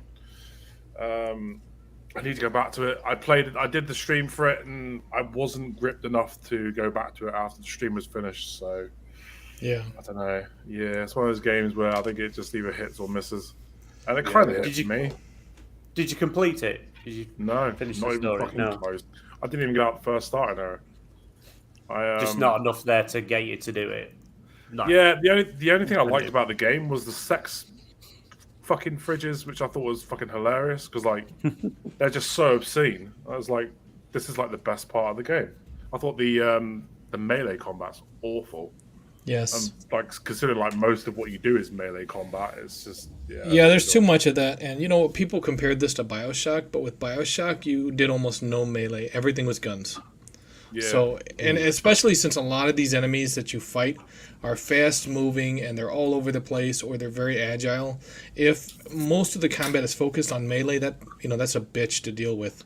Man, I remember like one of the first times I ran into like the next upgraded like robot, the one that does like fucking karate kicks and shit. He's like hardcore. I was stuck on him for like 10-15 minutes, so I just couldn't hit the bastard. Yeah, I found that very frustrating. Yeah, it's like if they, with like Dark Souls games like that, you expect to have to, dodge and all that stuff. But in first person, it's a lot more difficult, especially when you have firearms implemented in the game, which makes combat more manageable, but you don't give them enough ammunition. It's frustrating, Yeah, that was my main complaint about it. Is just the melee was fucking horrible, and it's hard because it's like it's incorporated into so much of the combat in the game, and it makes it difficult to play. Yeah, for sure. Especially when so much of it relies on it. It's just hard time with it. I know you can upgrade like the axe and shit like eventually, but it's getting to that point. Do you know what I mean? Yeah, it looks better in the trailers than when the final game came out. It's not my type of game. Do you know what I mean? So yeah, there's always Shadow Warrior 3 though. I mean, that's true. Shadow Warrior 3 looks awesome. Yeah, it's pretty fun. It's fast moving, and you have melee weapons, but that's not the main focus. Obviously, it's much more arcade like, but it's a much more, I think, fun premise in my opinion. Yeah. So kind of running out of topics now, but that's cool. We're closing in on like showtime end anyway. So, Stalker 2 has been, I feel quite bad for these guys because everybody knows it's from that Ukrainian studio, and they've now been hacked, and they're threatening to leak a lot of the stuff online about the game's development and whatnot, which is really shitty. It's not good. What do you guys think? Yeah, it's one of them because obviously because they're a Ukrainian based studio. Obviously, they paused development for a long time because they fighting for the country and with the country, and then they kind of moved the teams out the way so they could also keep making the game as well. And it's crap. It's not fair. When you got these developers, pouring the heart and soul into these games, spending long hours making it, and then you get some idiots who, hack into the servers or the back end, whatever they do to get this stuff, and then say, give us loads of money or we're going to leak it. And it's like, it's just a shame because they're spoiling it for people. It's not fair on the studios. And the fact that they actually came out with a statement, didn't they, to say, look, if you see anything, mute these words, avoid it. Don't spoil it for yourself. I wouldn't. If I'm not a big fan of Stalker, but if I was, I would just mute anything to do with it. I wouldn't view any of it. I would just ignore everything to do with it because why would you want to spoil the game for yourself? I'll just read an excerpt. Is it an excerpt? I can't remember the fucking word. I'll just read a paragraph from what they put out as a statement. It says, "We have been enduring constant cyber attacks for more than a year now. We have faced blackmail, acts of aggression, hacks, attempts to hurt players and fans, and efforts to damage the development process and the reputation of our company." So I wouldn't be surprised if it is, Russians and shit just making their lives difficult. So yeah, it's really shit. It sucks, man. It's like they're in a hell of a position right now, because they're trying to. I believe they've actually lost developers as well, haven't they, in the war? So yeah, and that's I mean, really shit. I can't see, I can't see how any studio would be able to keep working, but they have, and that's commendable. It's just there's so much going on, especially in the real world right now. I mean, hell, to be honest, we're probably at the edge of World War III, and you look at all these development studios. I was having this conversation with a friend of mine the other day. I reckon by 2025 we'll be at World War again. It's building up that way, isn't it? Yeah, and it's just tensions are literally rising everywhere. And it's such shit, because it's like it's Now that we've got the pandemic out of the way, let's have a good old war. Like, yeah, and that and the alien mothership they said is the end of our solar system. It's like great. Fucking hell, yeah, I read about that the other day. Hopefully it's the Turians, because then us, the Turians and Americans will have something in common and we'll be able to squash it pretty quickly. Fighting bastards. Yeah. Did you guys see the Michael Pachter interview? I saw a lot of it. He did cover a lot of topics. I skipped around a little bit, but I did catch some of it. It was a very good interview. Yeah, it's Michael Pachter is notorious for being wrong most of the time. It kind of feels like before he agreed to this interview, Destin maybe said, "Hey, here's the questions," and Michael Pachter kind of read through Twitter and a lot of responses to people like Luke Steele and said, this is what I'm going with. Steele. Yep, there you go. He said, you know what, I'm gonna figure out what other people say about this. That way I can come up with a response that isn't necessarily 100% wrong. So that's kind of what it seemed like. Like he kind of read the room as far as what others were saying before he wrote down whatever his answer was going to be. It made quite a lot of sense though. Like in some areas, I thought it was a very good interview. Yeah, but you got guys like Luke Steele and Hoglaw and people like that on Twitter that are knowledgeable about this shit, and they're putting their this information out there. And it feels like Michael Pachter is like wrong 95% of the time. So maybe before this interview, he did his research, and that's why he's probably mostly on point, because he didn't go with what he was thinking about it. He went with what other people were saying about it. That's kind of what it seemed like to me. Yeah, that's fair. So we might as well just continue talking about acquisition news. I know everybody loves it, but apparently the CMA has published responses from 6 different game companies towards the Microsoft Blizzard deal in the UK. All 6 believe the deal should go ahead. One company even says that it's likely to create a sorely needed level playing ground between Xbox and PlayStation. It makes sense. They're right. That's the thing. They're right. As much as everyone wants to hold on to Call of Duty was never the issue. Microsoft just doesn't want. Sony just doesn't want Microsoft to fucking put Call of Duty on other consoles. I think that's what it is. And services. They don't want them to be able to bridge the gap. That's what it is. They don't want them to be able to bridge the gap because they know if Microsoft gets Call of Duty, all the money that is made from Call of Duty isn't going to go to Activision by themselves. It's going to Sony's primary competitor. Because, this is something else that I found quite interesting. Sorry, I didn't mean to cut you off. No, it's okay. Sony's saying that the revenue from Call of Duty is what funds their AAA games. Yeah. I don't understand that at all. Because that kind of makes sense, though. That kind of makes sense. Does it, though? Because, you got to remember, Sony have only had the marketing deal since 2013, is it? When Xbox One came out?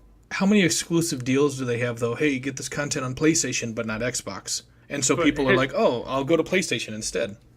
Yeah, but here's the thing, right? If PlayStation's exclusives are that good, why can't they sell on their own merit? Why do they have to have Call of Duty to fund these AAAs? Because when you're talking about God of War, instinctively no one on Xbox is going to give it 2 shits about God of War. And that's not because it's a bad franchise. That's just because if you don't own a PlayStation console, you're not really going to be paying attention to it too much. Horizon Zero Dawn, you're not going to care about it too much because you don't own it, Everybody knows Call of Duty.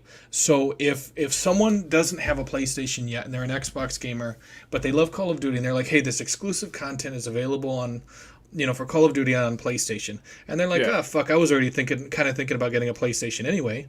It's going to swim, It's like they had extra... But that's not what I mean. Like, what I'm saying is... Why can't they make enough money? Yeah, why is PlayStation having to rely on Call of Duty revenue to fund their AAA games? How many copies of Call of Duty are sold on PlayStation every single year versus exclusives? But they were making decent AAA games before they got those rights. That's what I'm saying. Before they got the rights to Call of Duty. It's down to business is what it is. It's Jim Ryan basically, and this is how it is. It doesn't make any sense. He wants the maximum profit at the minimum investment. Now, by minimum investment, I mean he throws Activision some money. They give them exclusive content versus investing tons of money and making new games that might cost $100 to $200 million each for high-quality AAA games. And we've seen the same thing with Rockstar games, where they didn't make the single-player DLC for Grand Theft Auto 5, and they chose instead to go with GTA Online. Because it's not about the campaign. It's about constant microtransactions. It's about all these skins you have to pay for, the seasons passes, all this shit. It's regular, basically supporting this game well after launch.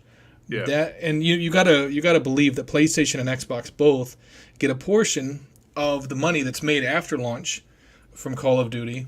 Some of it goes to Activision, sure, but some of it does go to these console holders. And the amount of people playing Call of Duty is crazy, especially something like Warzone. Yeah. So you got to imagine it's making them tons of money. Yeah, but that's not going to change if Xbox get Call of Duty. That's still going to have Call of Duty. But the whole thing is PlayStation isn't. They're not competing directly with Activision Blizzard. They're competing directly with Xbox. Yeah. And they don't want that money to go into Xbox's pocket. They don't mind it if it goes to Activision Blizzard. It's not going to change. That's what I'm saying. Like, they're still going to be making revenue on DLCs, on skins, on operator packs. That's not going to change just because Xbox has got Activision. Well, they're not worried about them making money. They're worried about Xbox making money. That's what it's about. And they don't want their exclusivity deals to go away. Because Xbox isn't going to say, hey, we'll give your gamers exclusive content, but ours won't have it. But this is why I have such a hard time understanding that argument of we need COD to fund our AAA games. Because that revenue is not going to go away. There's still going to be X amount of players on PlayStation that are still buying these operator packs.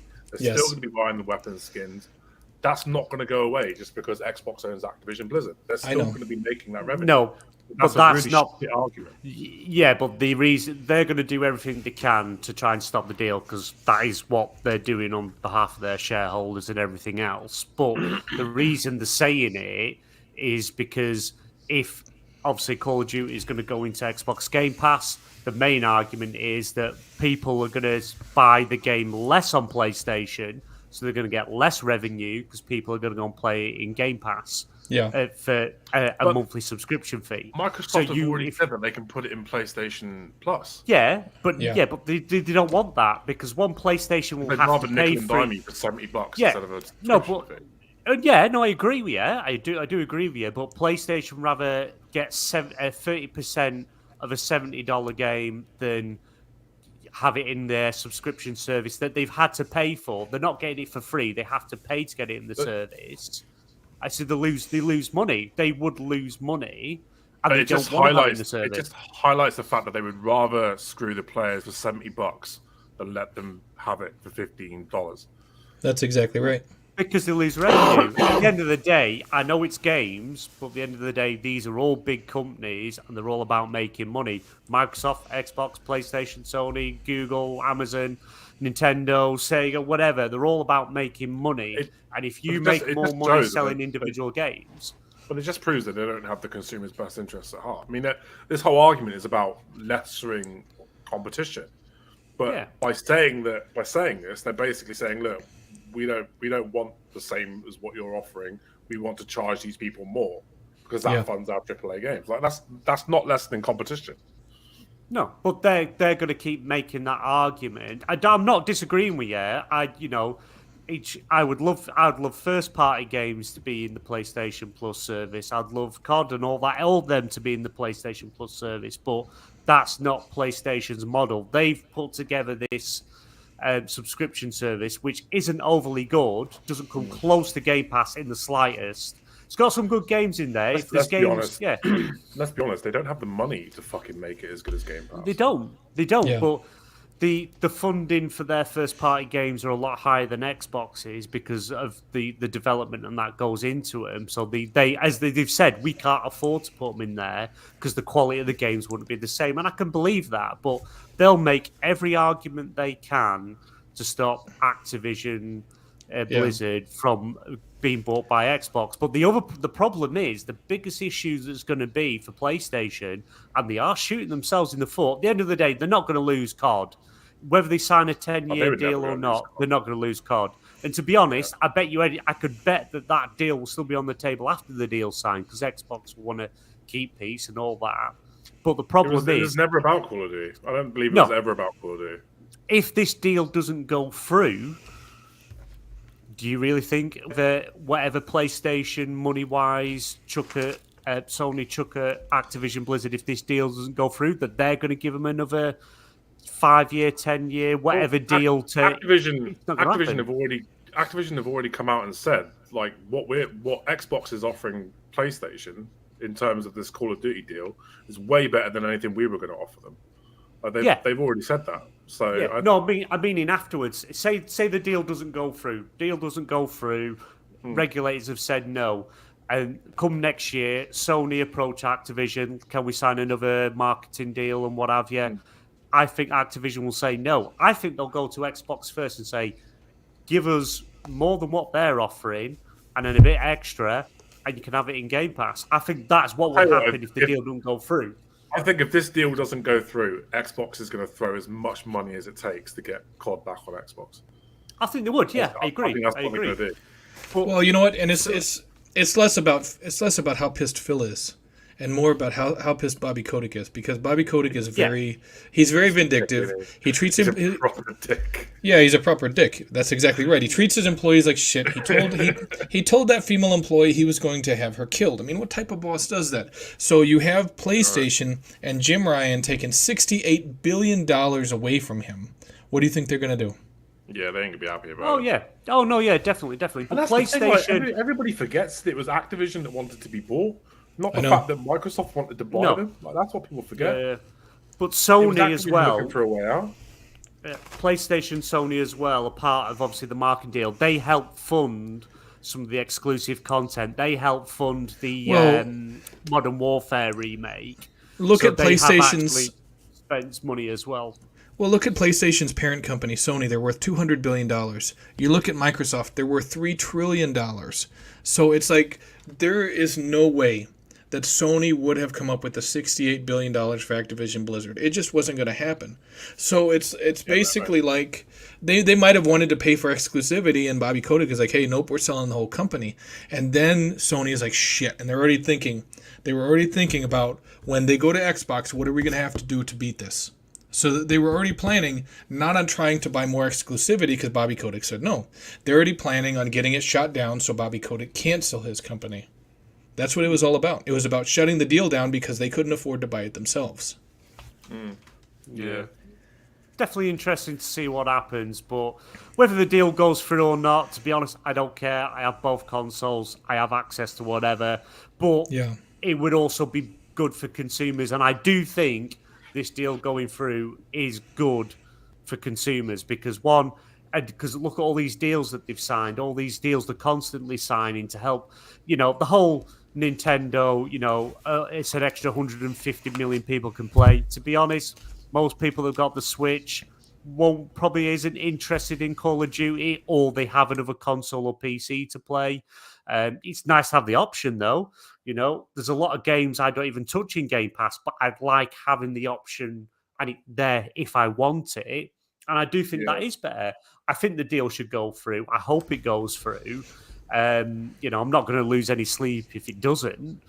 I know we all like to joke around. We all have a laugh and things like that. But at the end of the day, it would be good for consumers. Whether Sony like it or not, it just means they have to step their game up. And that encourages competition, and that's good. You brought up a lot of good points. It's at the end of the day, I mean, you got to look at what's best for gamers. And it's there's nothing wrong with PlayStation gamers getting these Activision games as well. And it's like you need these agencies like the CMA to see that what Xbox is doing supports this narrative that they're actually in it for the gamers. That it's not how Jim Ryan is telling them that they want to take it off the systems, because they don't, because Microsoft wants to make that money back. Microsoft is the one with the checkbook, and ultimately they're going to want to make that $68 billion back over time, and that includes putting as much as they can on PlayStation. Yeah, it's again as well. It's like PlayStation ex Sony are doing what they should be doing, and that's fight it at every corner, throw anything they can that they hope that's going to stick, because any rival company, you're going to do that, aren't you? Any rival company is going to fight it and say it's bad, and that is what Sony are doing. They're only doing what any other company would do with a rival that's of some of this magnitude. But I hope it goes through. I do hope it goes through.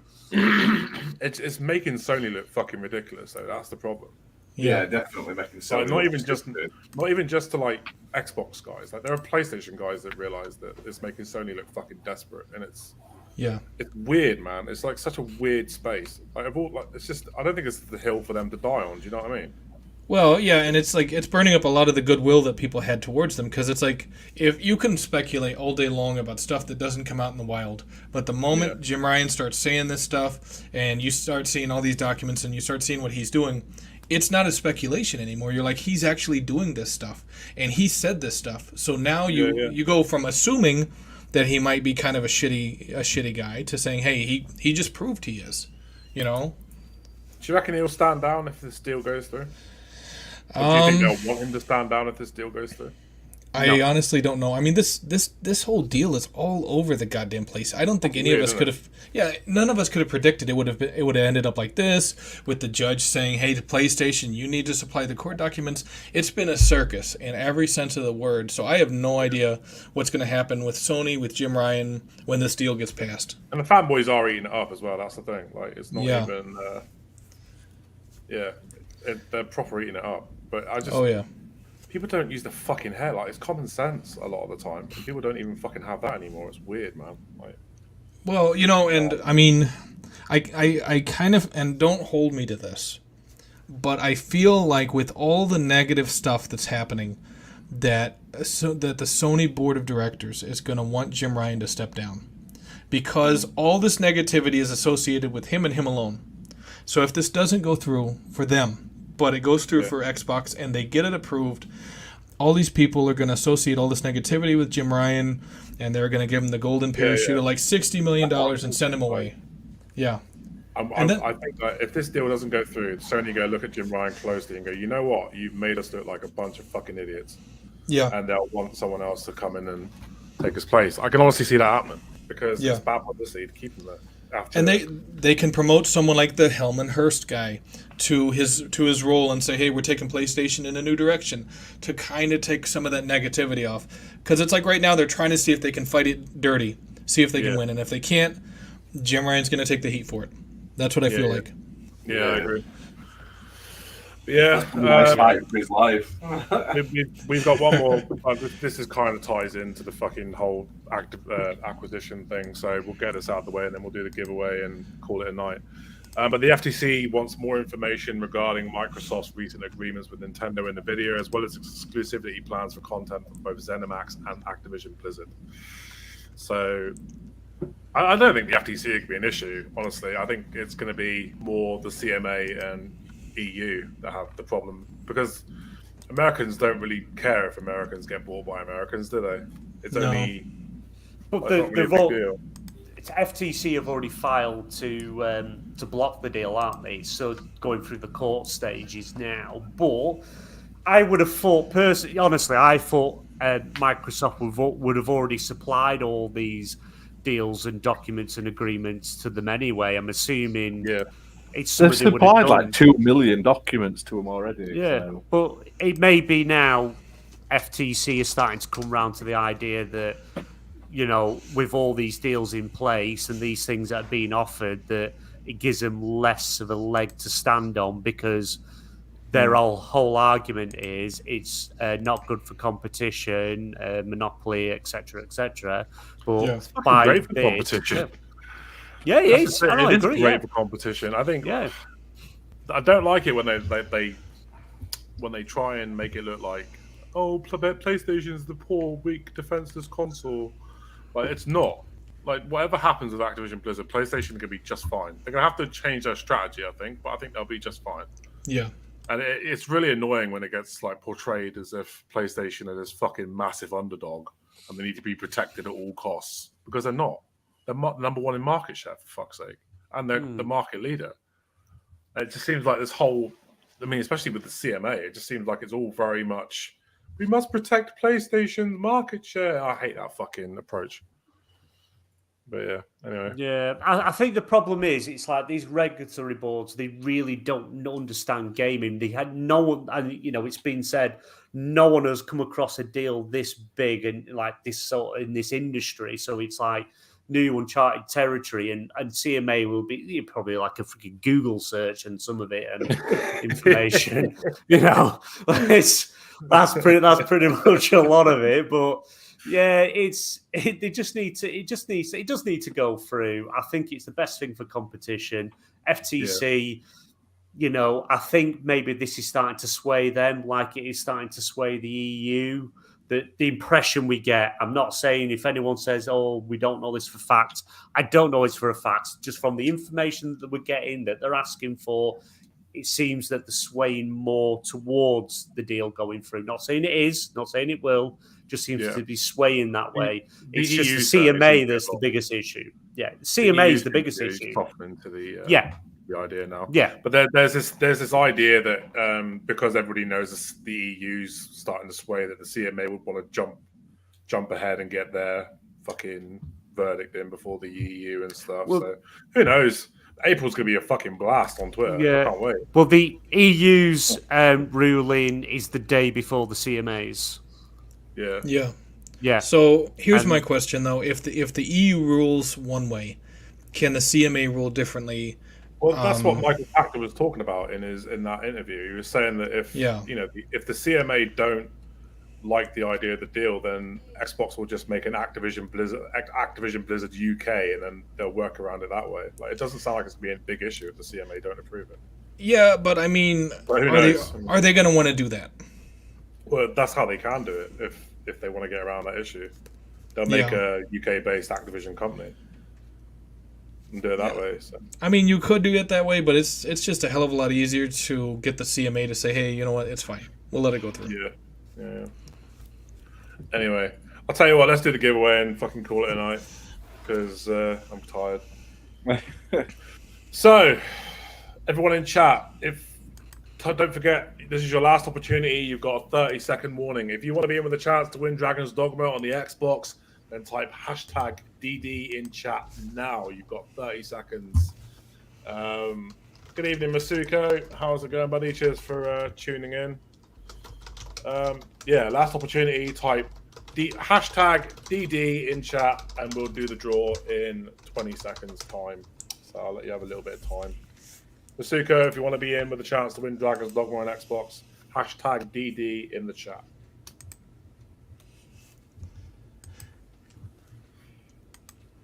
Yeah, sorry for the gym. What's that? Sorry, you didn't. When we started the show, you asked everyone what they were playing, and you didn't tell us what you were playing. I did. Did you? Yeah. Yeah, it was just that boring. We didn't care. The brain's been melted by all this boring. If you don't hear fucking Marvel Snap or Destiny, you switch off. Stuff. Yeah. Oh Jesus, I don't even fucking remember. What did you say you were playing? I can't remember.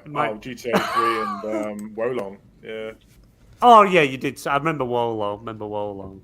Yeah. Remember? Because he had trouble with the first boss, so now he's finished. Yeah. There you go. We're gonna do the giveaways. Here we go. Hopefully it fucking works this time. We've got 3 entries. That can't be right. Let's do another one. Draw. There must be more than 3 entries. I'm sure someone else had it. There's loads more than that.